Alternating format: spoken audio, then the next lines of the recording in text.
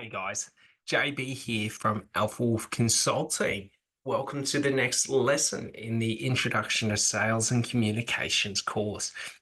All right, so this lesson is all about what I've found through my experience in sales.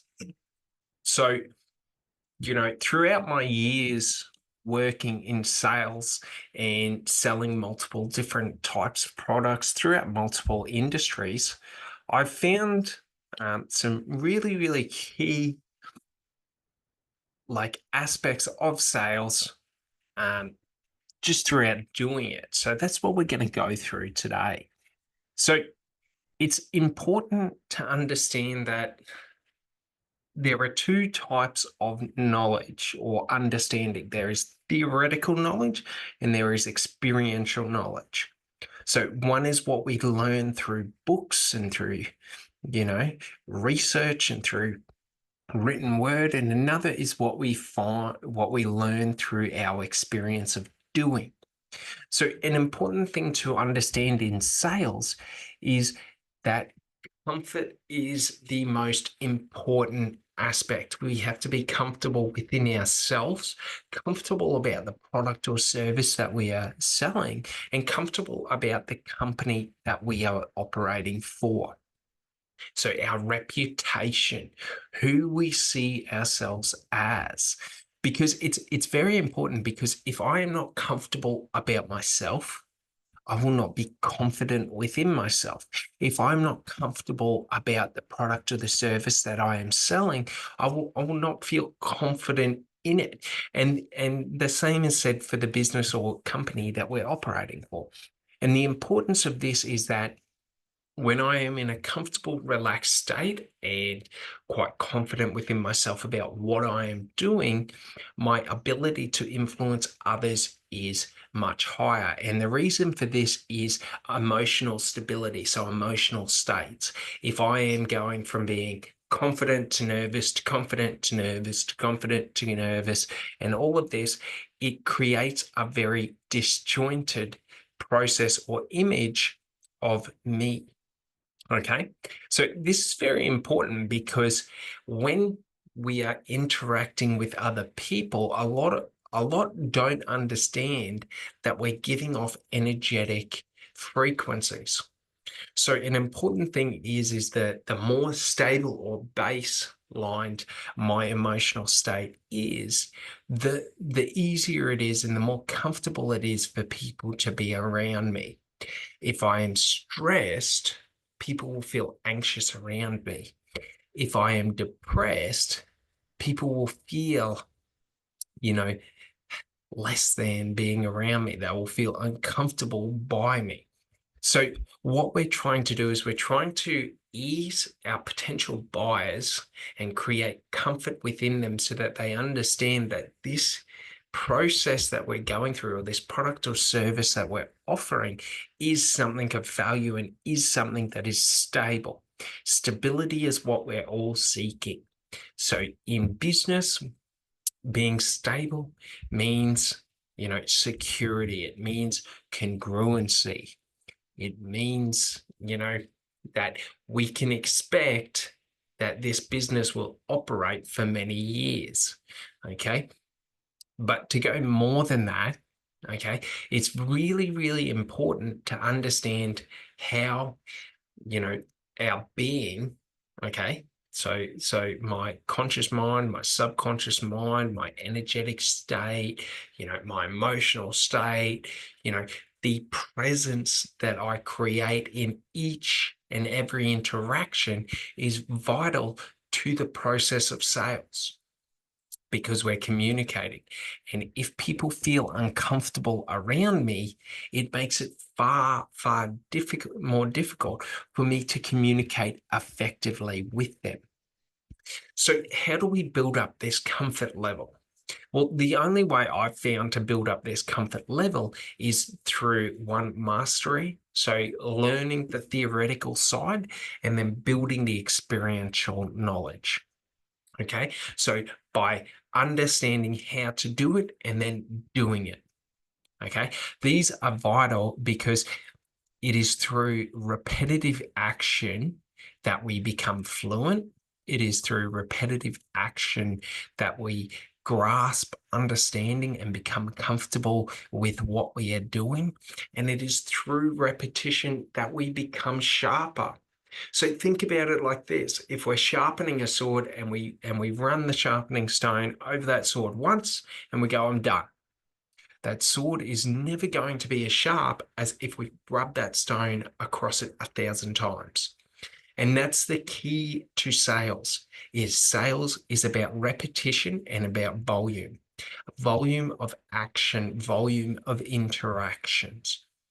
So we have to engage with a large number of people to not only understand and get a picture of who those people are and who are the people or the ideal customers that we want and that we seek, but we also have to do repetition to be comfortable in the process that we're running. So if you think about it like this, if you've ever given a speech or written a speech and had to do a presentation, well, if we write that speech and we don't rehearse it, we're not comfortable with the words or the language being used. But it's also through rehearsing that we're able to refine the words and the language that we use to become more and more effective. So by me repetitively, running the sales presentation across hundreds to thousands of potential clients, each time I'm running that presentation, I am refining it. Now, to the level of refining will be the level of attention and effort put into refining. If I'm doing the same thing and I'm just repetitively doing the same thing and I'm not improving or refining it, like there is a natural refining that will happen, but also if I'm not changing and I'm not adapting to the environment or the situations that I'm in, well, then that is going to dramatically affect the rate in which I refine myself, or I refine my presentation, or I refine the sales process. So that's an important thing, is that sales is about numbers. It's about how do we get in front of more people? How do we build relationships and create, these sort of create sort of a knowing of who we are. So, the more hands we shake, the more people who understand my name, the more people who know the name of my business, the name of the product, the name of the service. Okay. And this is vital because in sales, people aren't always a sale, or a potential customer isn't a customer, okay, on the first go. Sometimes it takes 2, 3, 4, 5, 6, 12 months before a customer is ready to purchase. So by us getting out there and getting the brand out there and the name out there and the product and the service and the company out there, we're able to bank a portion of the customers that we meet for future sales. And we're looking to identify the customers that are ready to move now and sort of pick them up. So an important thing to understand about sales is communication. Sales is directed communication at educating a buyer about a specific problem or need or service or product that is on offer to solve their needs or their wants. Okay. But also in understanding that over time, okay, through development, through understanding our buyers, we understand their emotional sort of drivers. So when we're trying to understand our buyers' emotional drivers, it's through repetitive experiences or understanding and analyzing past experiences, successes. Why were they successes? Understanding our failures. Why were they failures? So to understand this at a deeper level is just to understand no matter what you sell, okay, if you do 1,000 calls, on that 1,000th call, you will be far greater or far more comfortable or far more effective at the sales presentation than you were on your first call. So that's an important thing, is that what we're trying to do is overcome these psychological barriers within ourselves, because that's what is stopping us, is psychological barriers and barriers between, you know, understanding, between communication, between, you know, potential customers understanding of the information that we're communicating, how we educate them, and all of this. So throughout my years in sales, I've always had a few key or basic principles that I always run off. High volume. So I want to be talking to hundreds of people per week so that I'm able to, build a cachet of different customer profiles or different, customer identities or things like that. Okay. We want to understand how to speak effectively, how to speak, with punctuation, how to use our tonalities. So when we're trying to present information that is new to us, we haven't had the time to refine our tonalities to be the most effective tonalities for those interactions. Okay, for that presentation. So through repetition and reiteration, we're able to understand where and how to present the information. We're able to understand how to frame the information and then how to expand on the information. And the importance of this is that if we were to go out and just dump all the information at the start on the customer about every benefit, every feature, the product, everything that they're going to get, and we put everything at the front end of the sale, well, we're going to have about, a long first initial contact, which is going to overwhelm any potential buyer.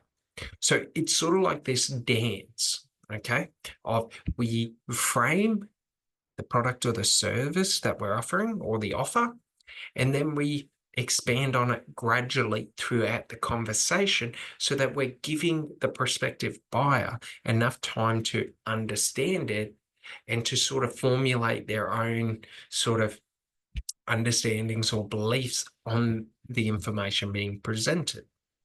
Okay, so it's important to really understand this process, because what we want to do is we want to save a lot of the information so that we're able to always have educational information throughout the sales process.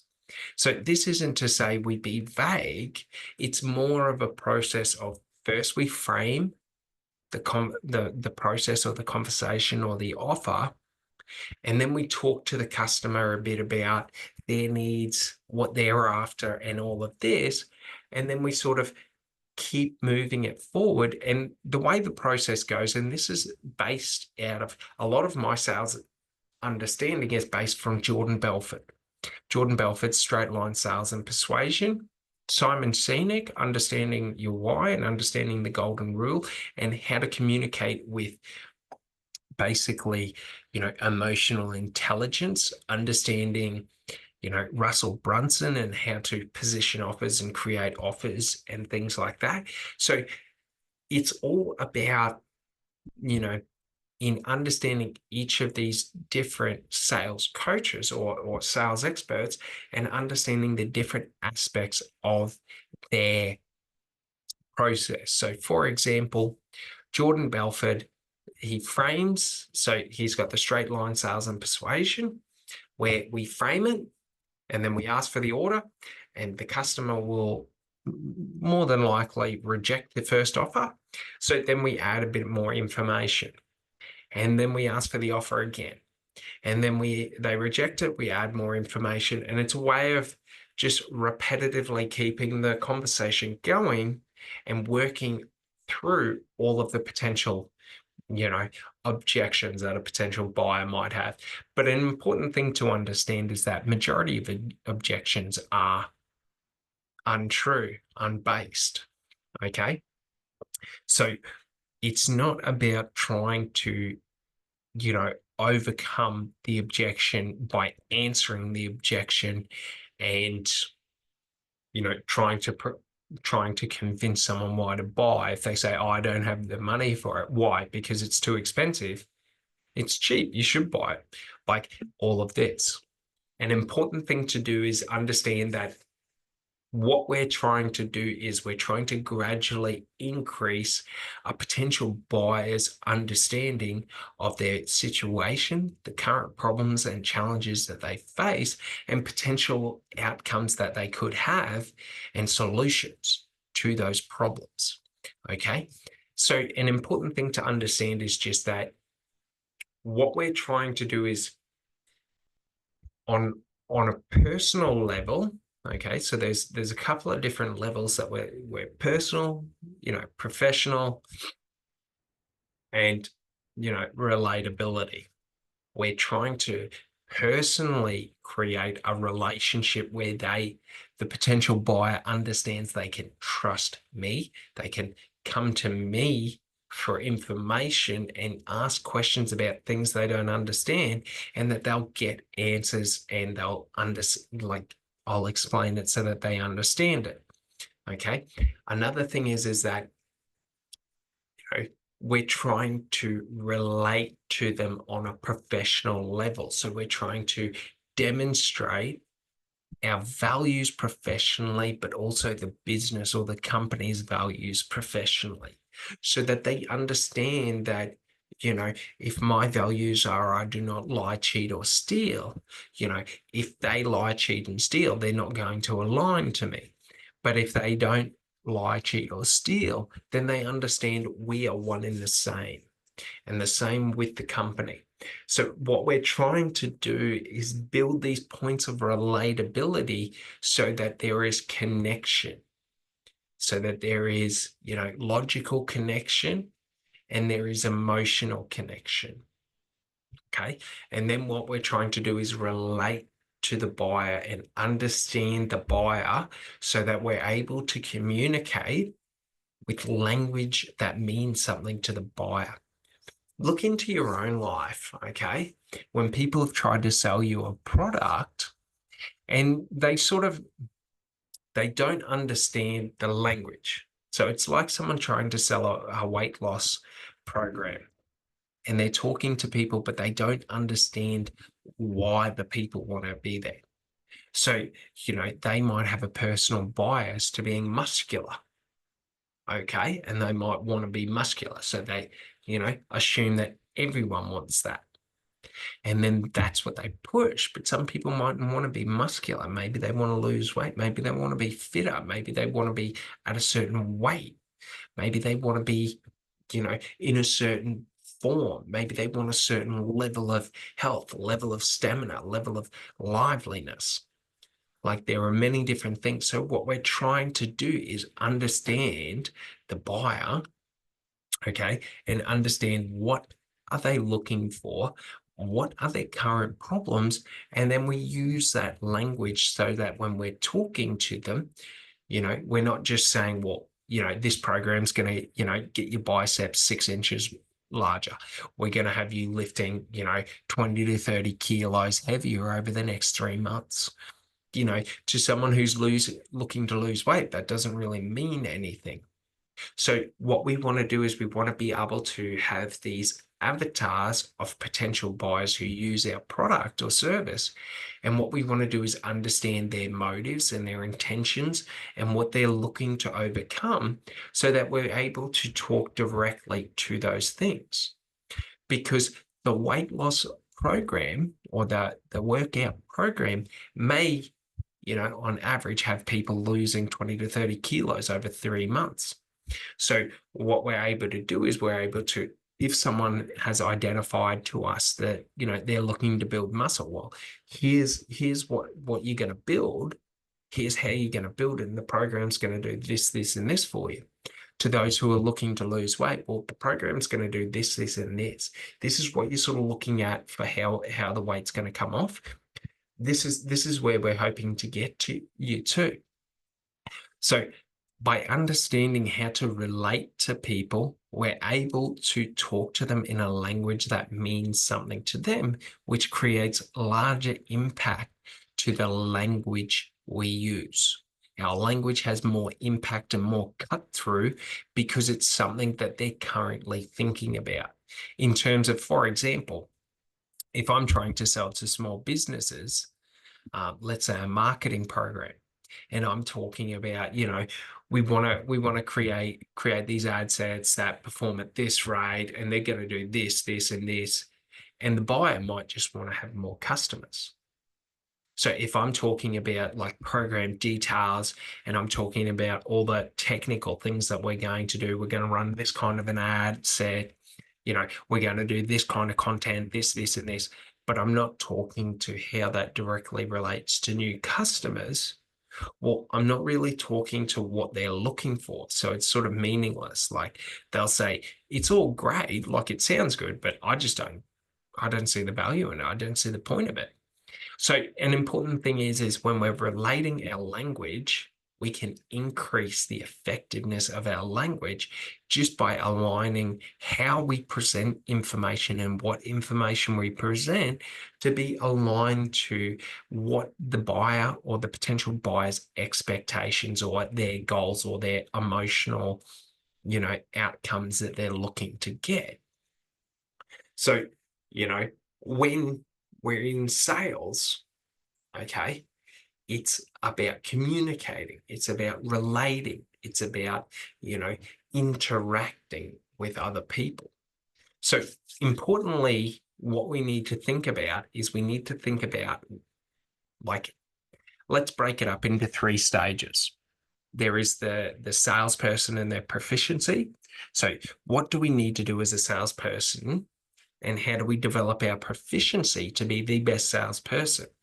We need to understand our buyers and our customers, and understand like the language that they use, the areas that they're focusing on, like, and all of this. We need to understand, you know, our product, our service, our competition, in terms of we don't focus on the competition, but we have to understand the competitive market, not in the context of direct competition, but in the context of understanding what other people are doing and what other offers and products and services are on offer in the marketplace, so that we're able to direct potential buyers that aren't our buyer to someone who is better suited to them, so that we may remain focused in on who our buyers are.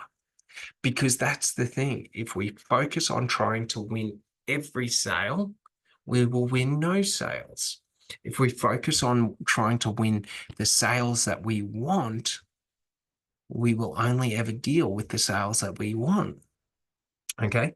So understanding this is just understanding that, like, there are many, many multiple levels between our sales. Okay. So our sales abilities, our understanding of our products, services, and customers, and our understanding of the marketplace. Because when we're able to combine these different layers, we're really able to become the best of the best, to become a high performer in sales. Because when I'm able to understand and talk to people about, potential competitors that may be better suited to them, or potential competitors that they may want to watch out for and avoid, like low quality businesses that use manipulative strategies, that use high pressure tactics, and all of this.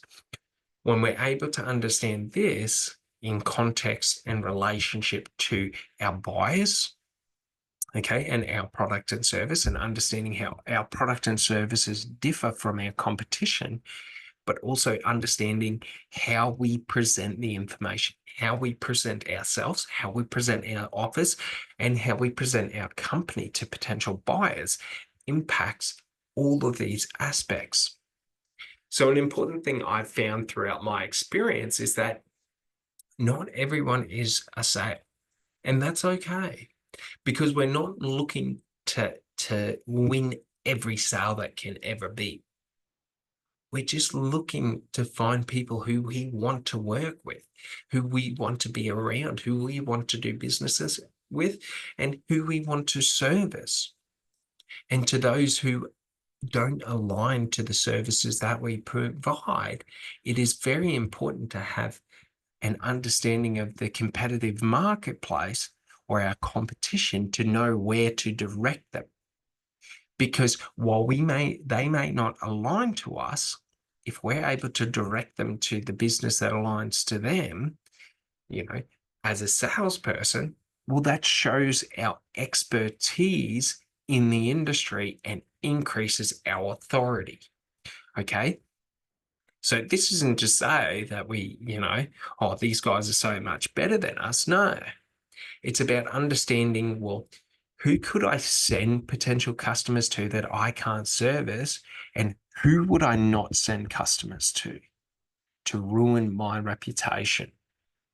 Because essentially, once we have built trust with a buyer, we have a fiduciary responsibility to honor that trust. Okay. So, understanding this is just simple stuff. But when we jump back into understanding sales, okay, sales is just volume of actions. The more actions we take, the higher the likelihood of outcomes that we want. Okay, so it's all about base level statistics and understanding how we can increase incrementally our proficiency so that we're able to increase the averages of people who move through our process, but also understanding sales processes and our sales process. So when we understand what are the steps before the sale that lead to the sale, we're able to direct people and provide the right information or the right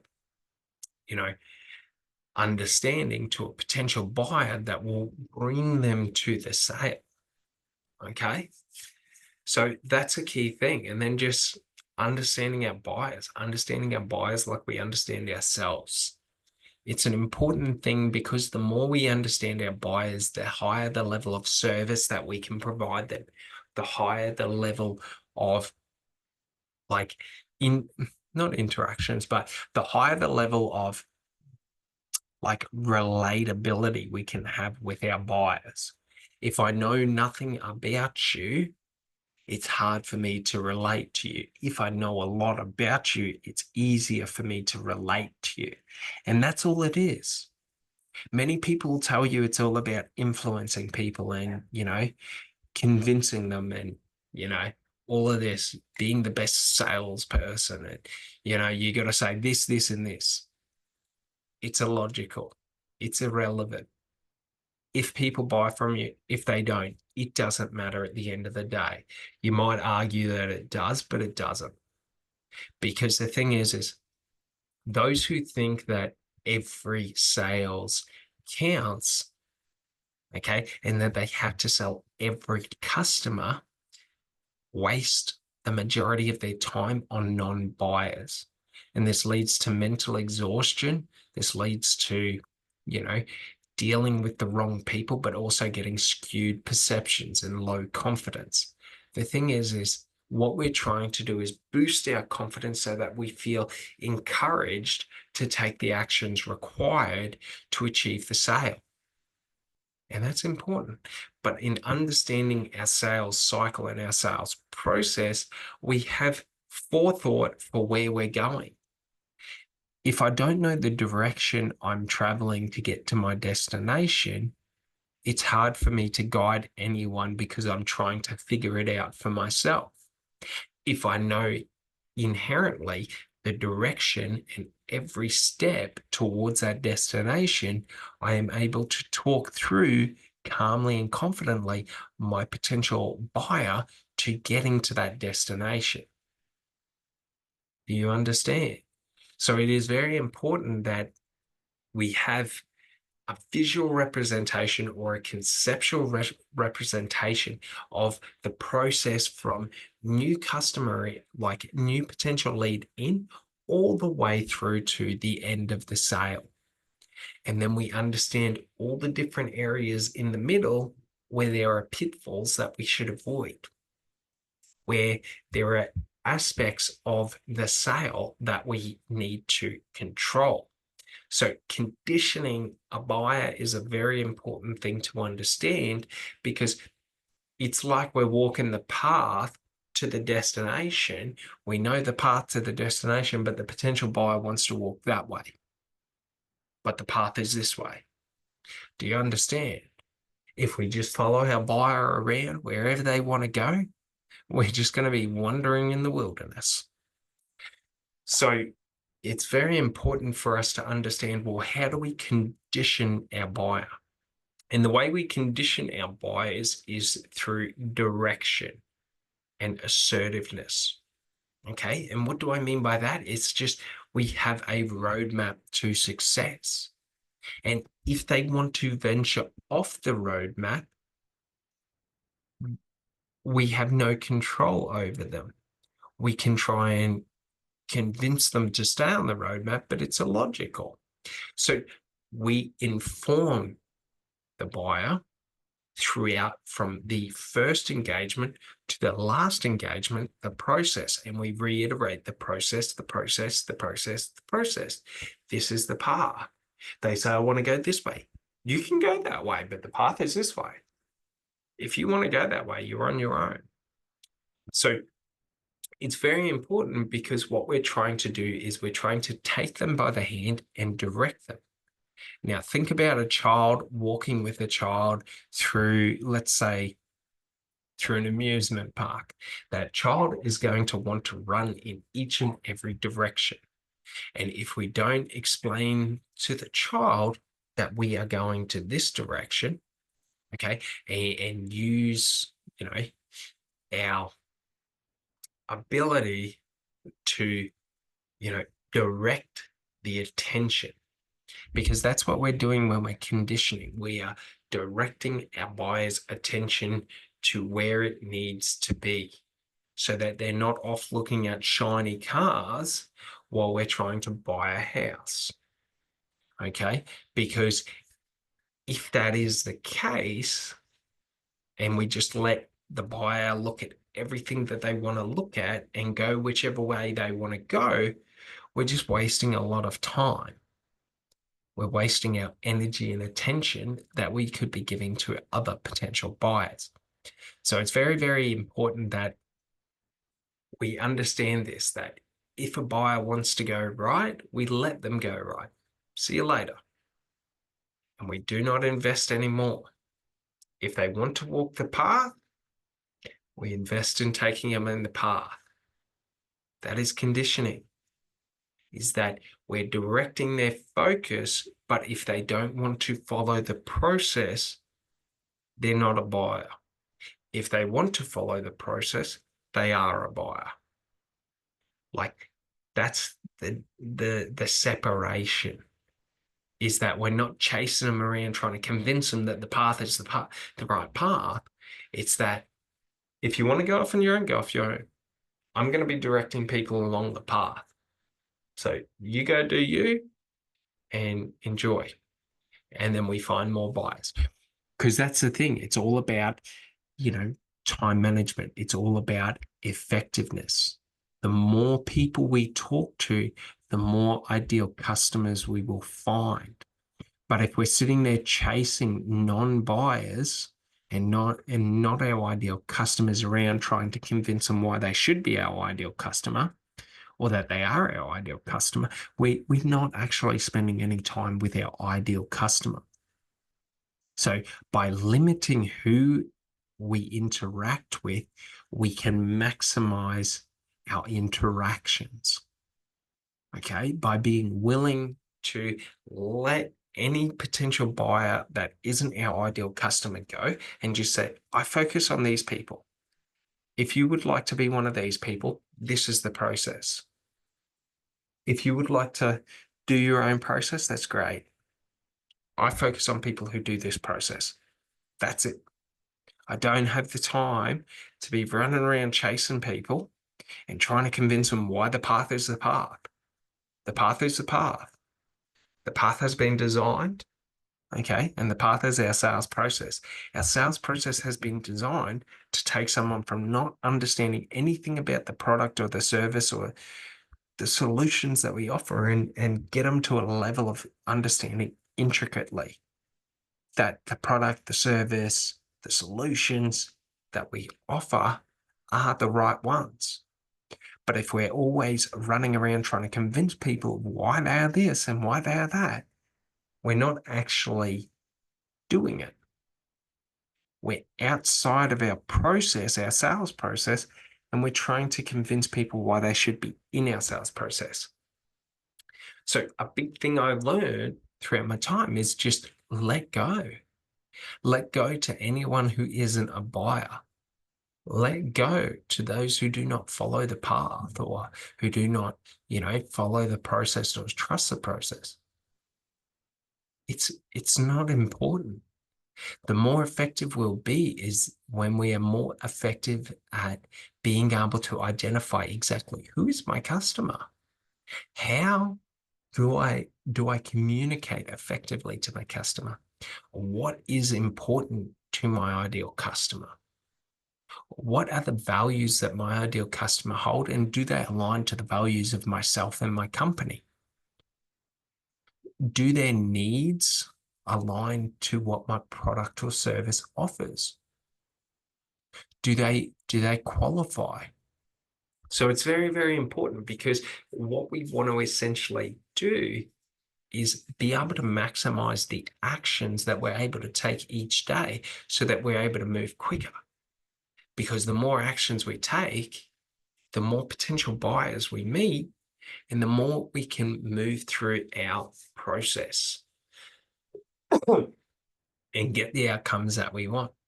So it's very, very important for that. But the other thing is that we want to be dealing with people who want to deal with us. Think about it like this. You go out to a bar and there's many different types of guys in the bar trying to pick up girls. Some guys spend all their time trying to pick up a girl who has a boyfriend and doesn't actually want to be picked up. We're not going to succeed if we focus all our attention on a non-buyer. So what we want to do is we want to identify the ones that are looking for the product or service, and we want to focus in on them rather than focusing in on people who do not want the product or service. Do you understand? So we would look for the girls that are looking to interact and mingle so that we can talk to them and find out, do you share the same values as me? Do we share the same interests? This, that, and the other. So it is very important that we understand these fundamental principles of let go. It doesn't matter. Trying to be the most effective salesperson isn't the person who sells the most people. The most effective salesperson is the person who has the tightest time management, who talks and focuses in on high quality customers so that they have a sort of plethora of other high quality customers. Okay. And what do I mean by that? Well, if we're able to refine our service to a very, very targeted niche group, okay, we're able to direct our communication to be relatable to their specific situation, to their interests, to their current challenges, to what's happening in their life.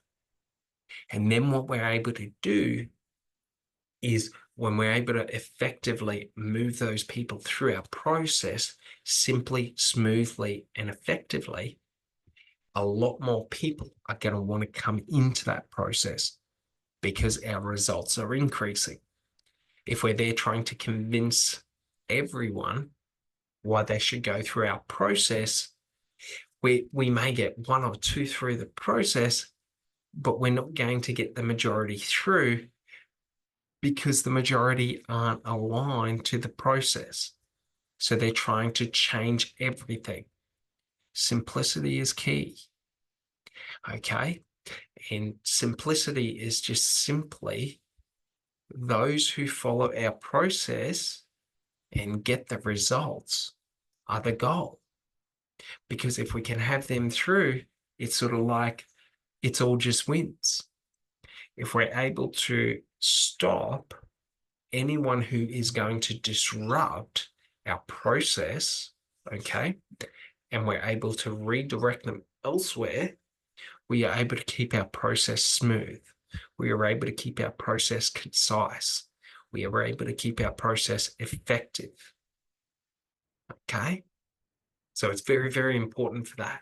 But also in just understanding that process management, like we have to understand the process and the stages of our sale so that we're able to know the milestones and the objectives that we're trying to achieve in each of the interactions.